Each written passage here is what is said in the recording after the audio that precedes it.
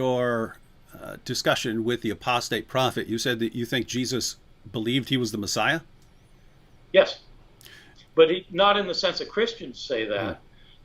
But when Christians say Jesus is the Messiah, what they typically mean is that Jesus was the one sent by God to die for the sins of the world and to be raised from the dead. There was no Jew in the days of Jesus who thought that's what the Messiah was going to be. There were no Jews who thought that.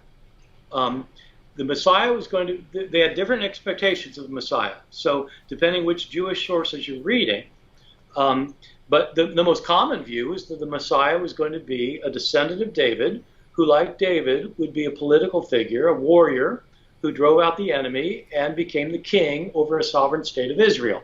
That's the most common view. Other Jews thought that the Messiah would be a cosmic figure who destroyed the forces of evil, God's enemies, and set up a kingdom here on earth, kind of a cosmic judge, one like a son of man, as in the book of Daniel.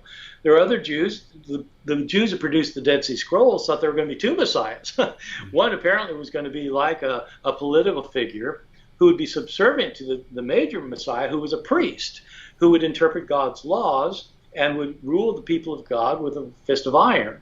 And so there are various views, but all of these views had in common the idea that the Messiah would be a great figure of grandeur and power who would overwhelm the enemy and set up and rule God's people. Christians, of course, have never said that because Jesus didn't do that. Jesus was crucified. And then they believed he got raised from the dead. And so Christians came up with this idea that the Messiah is not supposed to be any of those things. The Messiah is supposed to be somebody who dies and is raised. And then they turned to their Bible and they found passages that seemed to say that about there's going to be some righteous person who suffers and then God vindicates, like Isaiah 53 or Psalm 22, and there's all these verses most of your listeners will know about, and they claim that's talking about the Messiah. And that's where the idea of a suffering Messiah came from. Those passages, by the way, never talk about the Messiah. Oh yeah, read Isaiah 53 and look for the word Messiah sometime. It's not there.